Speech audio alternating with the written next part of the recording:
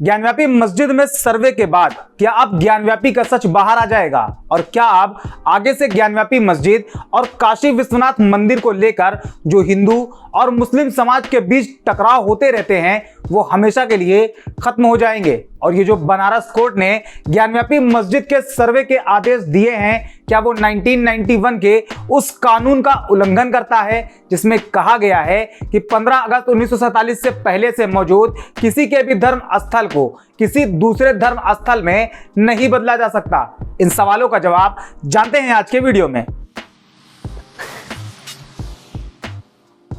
बनारस में मौजूद ज्ञानव्यापी मस्जिद और जस्ट उसके बगल में काशी विश्वनाथ मंदिर, इन दोनों को लेकर काफी लंबे टाइम से बवाल मचा हुआ है और इसे लेकर अक्सर हिंदू और मुस्लिम आपस में टकराते रहते हैं। दोनों धर्म के लोग अपनी अपनी बात साबित करने के लिए अपनी बात रखते हैं।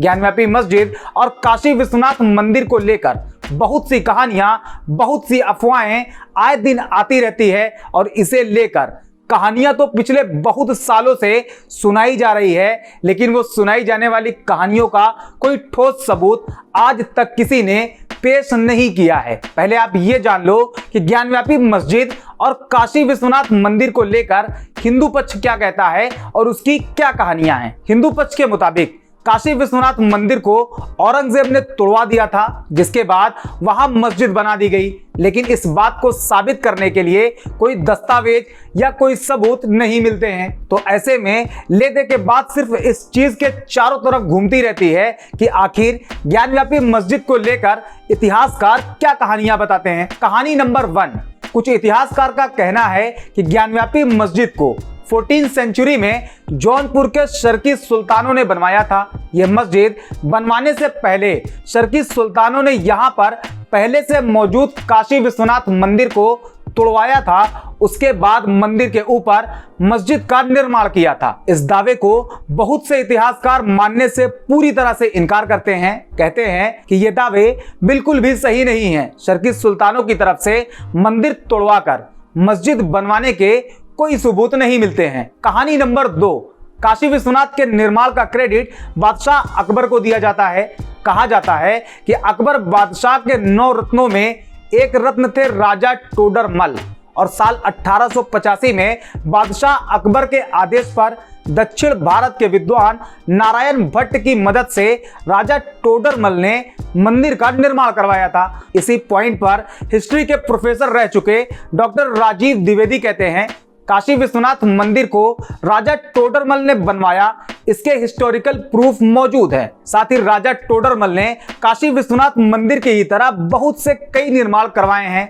काशी विश्वनाथ मंदिर के निर्माण के आदेश बादशाह अकबर की तरफ से राजा टोडरमल को दिए गए थे, इस बात के कोई हिस्टोरिकल प्रूफ नहीं है। और राजा टोडरमल की हैसियत अकबर के महल में ऐसी थी कि उन्हें इस तरह के निर्माण के लिए अकबर के आदेशों की जरूरत नहीं थी। और इतिहास में प्रूफ के साथ ये कहीं दर्ज नहीं है कि ज्ञानव्यापी मस्जिद से पहले यहाँ कोई बहुत बड़ा मंदिर रहा हो, और ना ही राजा टोडरमल का बनवाया हुआ मंदिर बहुत बड़ा था। कहानी नंबर 3, कहा जाता है कि बादशाह औरंगजेब ने अपने शासन के दौरान काशी विश्वनाथ मंदिर को तोड़ने का फरमान जारी किया था, लेकिन उन्होंने मस्जिद बनाने का आदेश नहीं दिया था। लेकिन बाद में मस्जिद मंदिर के टूट जाने के बाद उसके ऊपर बनाई गई थी, लेकिन मंदिर को तोड़कर उसके ऊपर मस्जिद बनाने के कोई ठोस सबूत मौजूद नहीं है। इस पॉइंट पर हिस्ट्री प्रोफेसर राजीव द्विवेदी कहते हैं मंदिर तोड़कर अगर मस्जिद बनी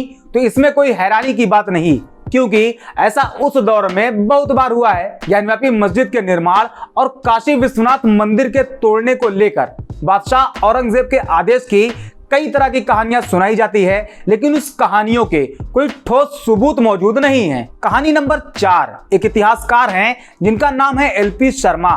इन्होंने एक किताब लिखी जिसका नाम है मध्यकालीन भारत। इस किताब के पेज नंबर 232 पर शर्मा जी लिखते हैं 1669 में सभी सूबेदारों और मुसाहिबों को हिंदू मंदिर और हिंदू पाठशालाओं को तोड़ने के आदेश दिए गए थे और इसके लिए एक अलग डिपार्टमेंट भी बनाया गया था। लेकिन यह मुमकिन नहीं था कि हिंदुओं के सभी मंदिर और सभी पाठशालाओं को तोड़ दिया जाए। लेकिन बनारस के काशी विश्वनाथ मंदिर, मथुरा का केशव देव मंदिर, पाटन का सोमनाथ मंदिर और उस टाइम के सभी बड़े मंदिरों को तोड़ दिया गया था। लेकिन शर्मा जी के इन दावों का भी कोई ऐतिहासिक प्रूफ नहीं है। इलाहाबाद यूनिवर्सिटी के हिस्ट्री प्रोफेसर हेरम्ब चतुर्वेदी कहते हैं कि काशी विश्वनाथ मंदिर को तोड़े जाने के आदेश का कोई जिक्र नहीं। आगे कहते हैं, बादशाह औरंगजेब के टाइम के इतिहासकार साकी मुस्तैद खां और सुजान राय भंडारी ने इस बात का जिक्र कहीं नहीं किया है। आपको बता दें कि ये दोनों इतिहासकार मुस्तैद खां और भंडारी की बात को और इनके दस्तावेजों को प्रमाणित दस्तावेज माना जाता है। प्रोफेसर चतुर्वेदी कहते हैं, मस्जिद निर्माण का कोई दस्तावेजी प्रमाण नहीं है और किसी मस्जिद का नाम ज्ञानव्यापी हो भी नहीं सकता। कहानी नंबर 5, बनारस के सीनियर जर्नलिस्ट योगेंद्र शर्मा ने ज्ञानव्यापी मस्जिद और काशी विश्वनाथ मंदिर पर काफी रिसर्च करी और कहते हैं, बादशाह अकबर के टाइम पर राजा टोडरमल ने मंदिर बनवाया और करीब 100 साल बाद औरंगजेब ने मंदिर तोड़वा दिया और फिर आगे 125 साल तक वहां कोई विश्वनाथ मंदिर नहीं था। फिर साल 1735 में इंदौर की महारानी देवी अहिल्याबाई ने मंदिर का निर्माण कराया था। योगेंद्र शर्मा कहते हैं, पुराणों में जिस मंदिर का जिक्र मिलता है उसका इस मंदिर से कोई लेना देना नहीं। कहानी नंबर 6, और इस कहानी को ज्यादातर इतिहासकार वेरीफाई करते हैं।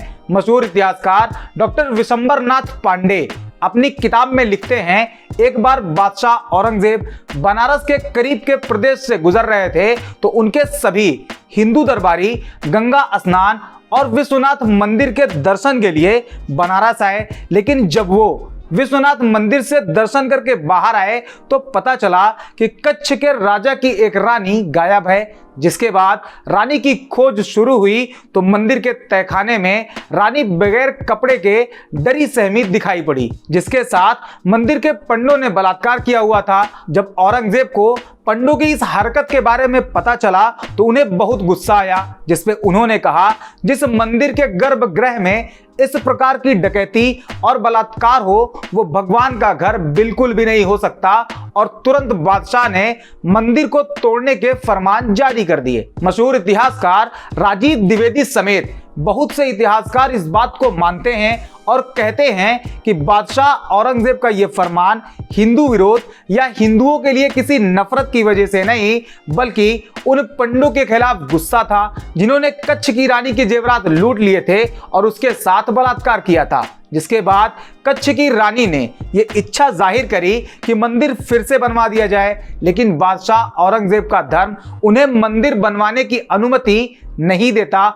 इसलिए उन्होंने मंदिर न बनवाकर मस्जिद बनवाकर रानी की इच्छा पूरी करी। प्रोफेसर चतुर्वेदी कहते हैं कि मंदिर तोड़ने का फरमान औरंगजेब ने दिया था, लेकिन मंदिर गिराने का काम उसी कछवाहा राजा जयसिंह की देखरेख में हुआ था जिसकी रानी को पंडों ने अपना शिकार बनाया था। इस तरह की अभी बहुत सी कहानियां हैं जो ज्ञानव्यापी मस्जिद और काशी विश्वनाथ मंदिर को लेकर सुनाई जाती है, लेकिन किसी भी कहानी का सही प्रमाण नहीं मिलता कि उसमें सच्चाई कितनी है और वो कितनी मनगढ़ंत है। लेकिन इन कहानियों की वजह से दो समाज आपस में लड़ते रहते हैं। ज्ञानव्यापी मस्जिद की देखरेख करने वाली एक संस्था अंजुमन इंतजामिया मसाजिद के सचिव मोहम्मद यासीन कहते हैं, आमतौर पर यह माना जाता है कि मंदिर और मस्जिद दोनों का निर्माण बादशाह अकबर ने साल 1585 के आसपास अपने नए मजहब दीने इलाही के तहत बनवाए थे। लेकिन ज्यादातर लोग ये मानते हैं कि मंदिर और मस्जिद अकबर के ही जमाने में बनी थी, लेकिन औरंगजेब ने मंदिर को तोड़वा दिया था क्योंकि वो दीने इलाही को नहीं मानते थे। मंदिर तोड़कर मस्जिद बनाई गई ऐसा नहीं है, मंदिर अलग है और मस्जिद अलग है। और यह बात भी कही जाती है कि मस्जिद के अंदर जो कुआं है उसमें शिवलिंग मौजूद है, तो यह बात बिल्कुल गलत है। साल 2010 में हमने कुएं की सफाई करवाई थी, वहां कुछ भी नहीं था। सैयद यासीन ये भी कहते हैं कि भरोसेमंद दस्तावेजों में ज्ञानव्यापी मस्जिद का पहला जिक्र 1883 से 1884 के बीच मिलता है। उस टाइम इसे राजस्व दस्तावेजों में जामा मस्जिद ज्ञानव्यापी के तौर पर दर्ज किया गया था। मस्जिद में इससे पहले की ऐसी कोई चीज नहीं जिससे यह साबित हो सके कि यह कब बनी थी। राजस्व दस्तावेज ही सबसे पुराना दस्तावेज है और इसी के आधार पर साल 1936 में एक मुकदमा दायर किया गया था और अगले साल 1937 में उसका फैसला भी आ गया था, जिसमें ज्ञानव्यापी को मस्जिद के तौर पर अदालत ने स्वीकार किया था और अदालत ने यह माना था कि ज्ञानव्यापी नीचे से ऊपर तक मस्जिद ही है और वक्फ की प्रॉपर्टी है। और बाद में हाईकोर्ट ने भी इस फैसले को सही ठहराया और इस मस्जिद में 15 अगस्त 1947 से पहले से ही नमाज पढ़ी जा रही है और कोरोना काल में भी यह सिलसिला टूटा नहीं। सैयद यासीन ने 15 अगस्त 1947 का जिक्र क्यों किया, अब इस पॉइंट को समझो।